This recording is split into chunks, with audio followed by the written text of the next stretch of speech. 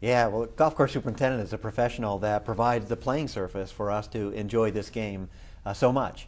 But I think of the golf course superintendent also as a land manager, that person that manages the natural resources by which the golf course aligns itself in. And so, therefore, their responsibilities go far beyond just the playing surface, but to manage all of the natural resources on the property.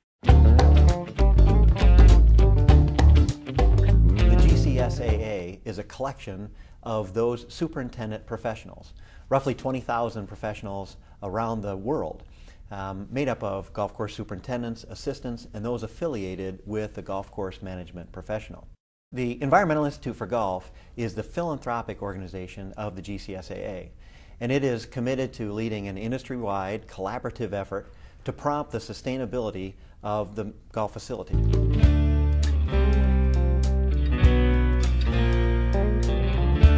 Sustainability is an important concept for the future of the industry and the future of golf. Sustainability really is the triple bottom line, or more often is referred to as the 3 Ps: planet, people, and profit. And that is that we want to make decisions in the long-term interest of these businesses and the environment and the community. And so, in simple form, sustainability is committing to continual improvement.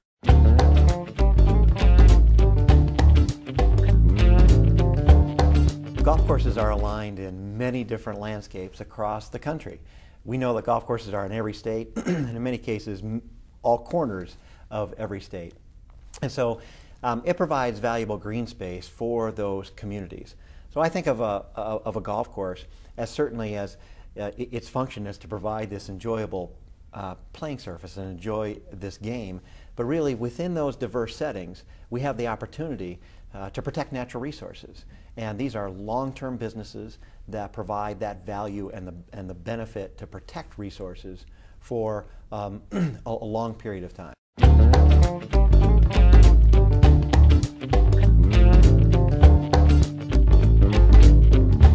Golf course superintendents are really very specialized biologists. And so golf course management programs are available at many different universities throughout the country. And those generally land-grant universities have a collection of faculty that are turf scientists.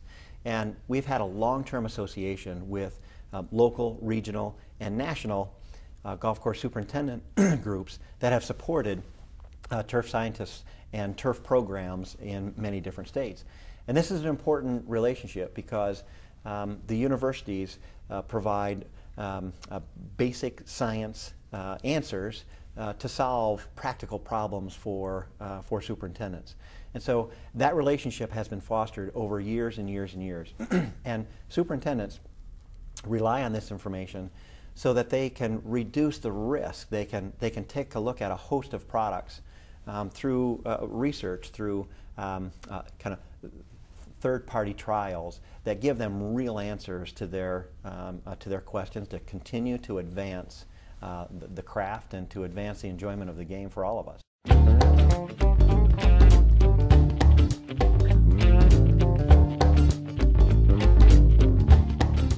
Yeah, that's correct. It's difficult for a superintendent to put at risk that product in which they hold out for their clientele. And so the university scientists provide that a really important link for us to test different practices, test different products, so we can see the results side by side without putting things at risk at the golf course. Some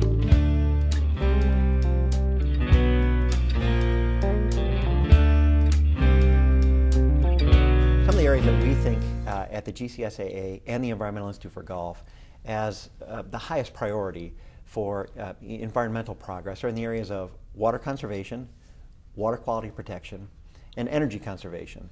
And we have seen some really great success stories from around the country. Those ranging from a salt marsh restoration at the Rhode Island Country Club to innovative stormwater handling techniques at the TPC of San Francisco. And so we have many, many case studies of success, innovation, tips and tricks.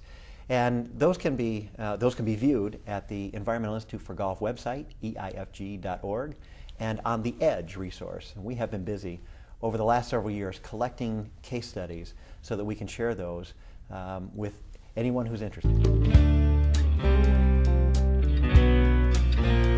Yeah, well, certainly the golf industry is no stranger to environmental regulation as it affects the business. And there's no charm to the golf industry here. All businesses are affected by the regulatory process and new legislation that would affect their business. And so whether it's in the area of water use or nutrients or pesticides or energy or labor, we will continue to see more legislation, more regulation as part of our society's drive to protect those inputs. So it will be with us for years to come.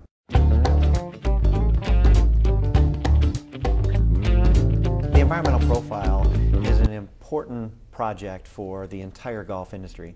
And about 5 years ago, we decided to really dig in to better understand how the industry operates.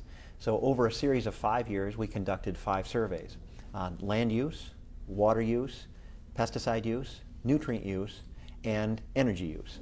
And we wanted to take a national and regional focus on those elements of the golf course properties and of the management of golf courses.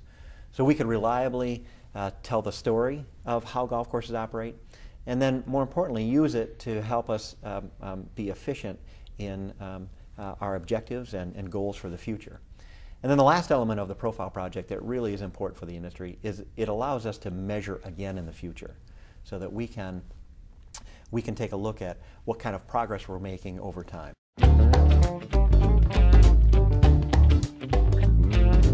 Yeah, what I would tell every golfer is to really kind of dig deep to understand what is it that they really enjoy about this game. And there are so many elements.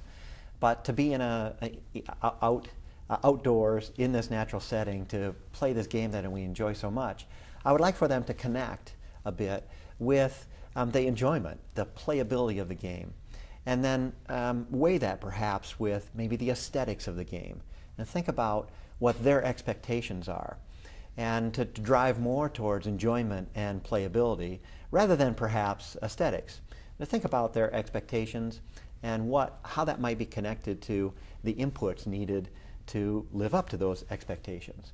And so I think that golfers can look to their golf course, talk to their superintendent about some of the success stories they have on the site, some of the goals that they have, and things that they are working toward to continue to improve, and to support those programs that we know work. There are many voluntary programs available in the industry, whether it's the Audubon International or the Oregon Stewardship Guidelines, the Michigan Turfgrass Environmental Stewardship Program, Florida Best Management Practices, Georgia Best Management Practices, a host of programs that are out there and are successful. I think that golfers can key into those, help to support them, and for them to recognize the value of them working on the golf course.